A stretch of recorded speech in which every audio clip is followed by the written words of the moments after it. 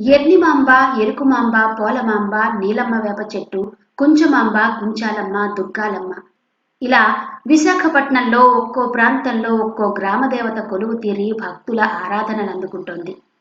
అందులో నగరం నడిబొడ్డున కొలువు తీరిన కొందరు గ్రామదేవతల ఆలయ విశేషాల గురించి ఇప్పుడు తెలుసుకుందాం.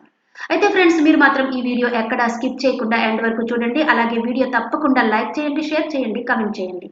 లైక్ చేయడం, కమెంట్ చేయడం మాత్రం మర్చిపోకండి. ఎందుకంటే మీరంతా లైక్ చేయడం వలన ఈ వీడియో ఎక్కువ మందికి చేరే ఛాన్స్ ఉంటుంది. నాకు సపోర్ట్గా ఎంకరేజ్మెంట్. ఓకే ఫ్రెండ్స్, ఇంకా వీడియోలో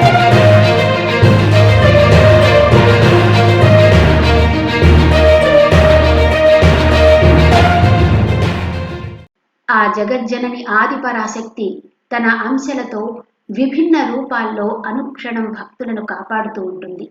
ఆ క్రమంలోనే ఆ దుర్గమ్మ అంశగా కొలువు తీరి విశాఖ ప్రజల ఆరాధనలు అందుకుంటోంది ఎర్నిమాంబ అమ్మవారు. కోరిన కోర్కెలు తీర్చి ఇష్టదైవంగా విలసిల్లుతోంది. విశాఖపట్నంలోని జ్ఞానాపురం దగ్గర కొలువు తీరిన ఎర్నిమాంబ అమ్మవారు ఆ ప్రాంత గ్రామదేవతగా, ముఖ్యంగా సంతాన ప్రదాతగా భక్తుల ఆరాధనలు అందుకుంటోంది. సంతాన ప్రదాతగా ప్రసిద్ధి చెందిన ఎర్నిమాంబను హిజ్రాలు పెద్ద సంఖ్యలో వచ్చి పూజలు చేస్తారు. జ్ఞానాపురం ఎంఎస్ఎం కాలనీ పరిసర ప్రజలకు ఇలవేల్పుగా గ్రామదేవతగా ఉన్న ఎర్నిమాంబ అమ్మవారు కేవలం ఆ ప్రాంత ప్రజలకే కాదు, ఉత్తరాంధ్ర, ఒడిశా, ఛత్తీస్గఢ్ రాష్ట్రాలలోని భక్తులకు కూడా ఆరాధ్య దైవంగా అలరారుతోంది. ముఖ్యంగా సంతానం కోసం ఎర్నిమాంబ అమ్మవారిని మొక్కుకోవడం విశేషంగా చెప్తారు. ఆలయానికి వచ్చి అమ్మవారికి పప్పు బియ్యం ముడుపు కట్టి మొక్కుకొని సంతానం కలిగిన తర్వాత మళ్ళీ ఆలయానికి వచ్చి మొక్కు చెల్లించుకునే ఆచారం కూడా ఉంది.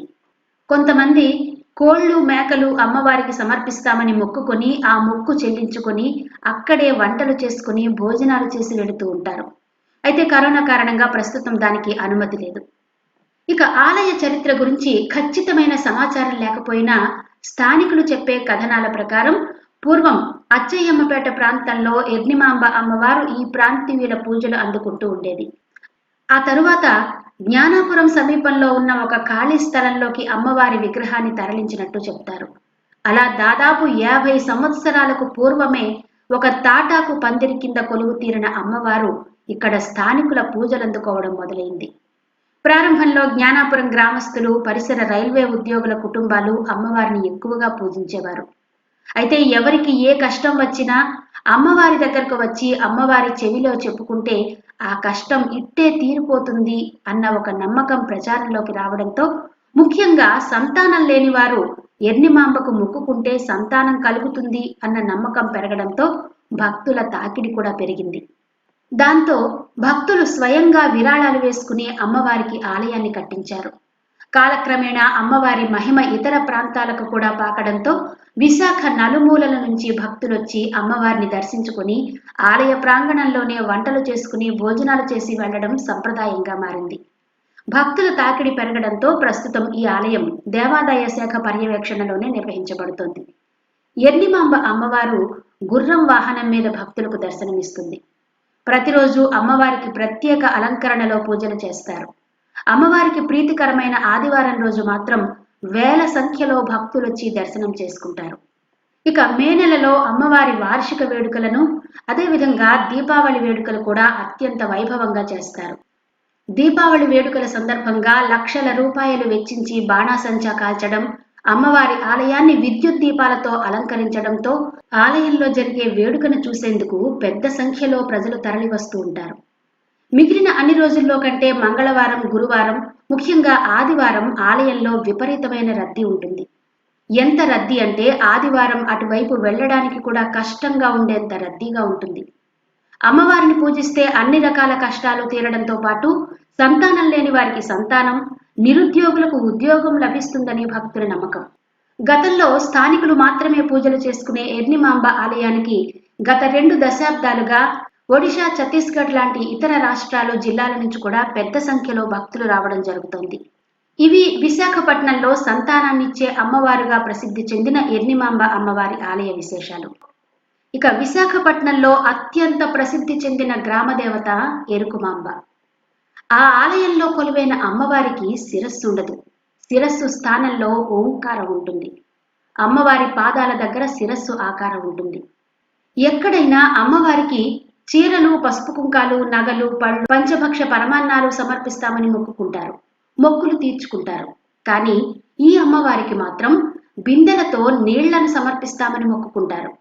అమ్మవారికి నీళ్లు సమర్పించడానికి కనుచూపు మేర బారులు తీరి నిలబడతారు స్త్రీలు. విచిత్రంగా ఉంది కదూ, కానీ ఇది నిజం. ఆ అమ్మవారే విశాఖపట్నం దొండపర్తిలో కొలువైన ఎరుకుమాంబ అమ్మవారు. ఈ అమ్మవారు సాక్షాత్తు గౌరీ స్వరూపంగా భావిస్తారు.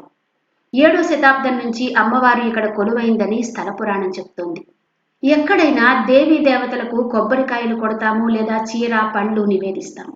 కానీ ఇక్కడ మాత్రం అమ్మవారికి నీళ్లు సమర్పించడం సంప్రదాయంగా వస్తోంది. అమ్మవారికి నీళ్లను సమర్పిస్తామని మొక్కుకుంటారు. అనుకున్న కోరిక తీరగానే నీళ్లను పోసి మొక్కు తీర్చుకుంటారు. విశాఖపట్నం ద్వారకా బస్ కాంప్లెక్స్ నుంచి రైల్వే స్టేషన్కు వెళ్లే రోడ్లో దొండపర్తిలో, దొండపర్తి నుంచి అక్కయ్యపాలెం వెళ్లే రహదారిలో కొలువు తీరి ఉంది ఎరుకమాంబ అమ్మవారు. విశాఖపట్నం దొండపర్తిలో కొలువు తీరిన ఈ ఎరుకమాంబ అమ్మవారికి నీళ్లు మొక్కుకుంటే చాలు, అడిగిన వరాలు తీరుస్తుంది అన్నది స్థానికుల నమ్మకం. అందుకే అమ్మవారి ఆలయంలో నీళ్లు పోయడానికి ఉదయం 11 గంటల నుంచే కనుచూపు మేర బారులు తీరి నిలబడి ఉంటారు భక్తులు. సాయంత్రం 5-6 గంటల వరకు ఆ నీళ్ల మొక్కులు కొనసాగుతూనే ఉంటాయి. సత్యంగల తల్లిగా ఎరుకమాంబను కొలుచుకుంటారు. గర్భాలయంలో కొలువైన అమ్మవారి ఆకారం కూడా మర్మంగానే ఉంటుంది. అమ్మవారి మెడ క్రింది విగ్రహం మాత్రమే అక్కడ ఉంటుంది. తల భాగం మాత్రం ఉండదు. శిరస్సు కాళ్ల దగ్గర ఉంటుంది. అమ్మవారికి వెనక భాగంలో అదృశ్యంగా శ్రీచక్రం ఉంది అన్నది భక్తుల నమ్మకం. ఇక ఇక్కడ కొలువైన అమ్మవారి విగ్రహానికి శిరస్సు లేకుండా ఉండడం వెనుక ఒక కారణాన్ని చెప్తారు.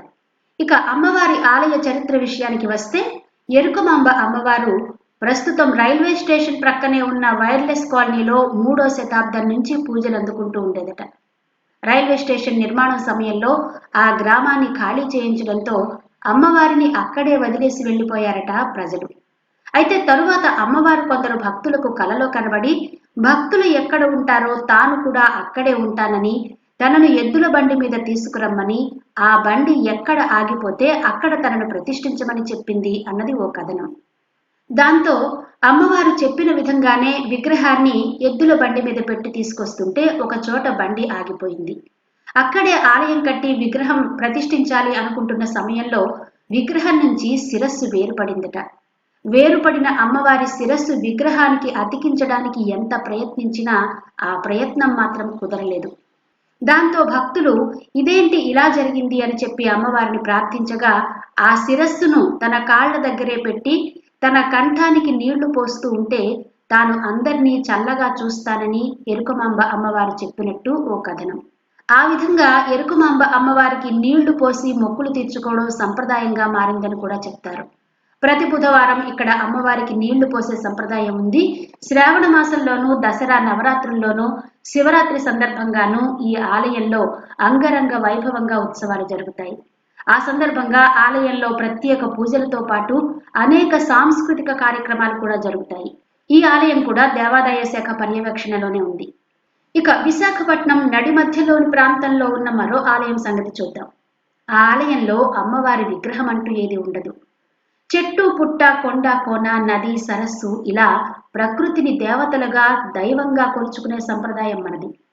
ఇక్కడ కూడా ఒక వేప చెట్టునే అమ్మవారుగా కొలుచుకుంటారు ఆ ఆలయంలో. ఆ ఆలయమే విశాఖపట్నంలో అస్సాం గార్డెన్స్ అని పిలుచుకునే అల్లిపురం డాబా గార్డెన్స్ మధ్యలో ఉంటుంది నీలమ్మ వేప చెట్టు అమ్మవారి ఆలయం.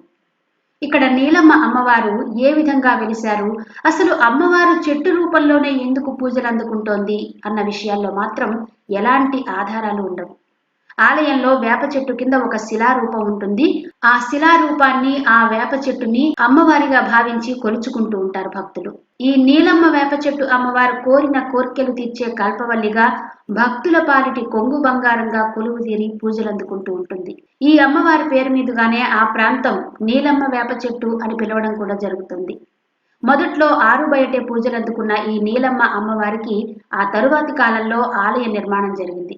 ప్రస్తుతం ఈ ఆలయం కూడా దేవాదాయ శాఖ పర్యవేక్షణలోనే ఉంది.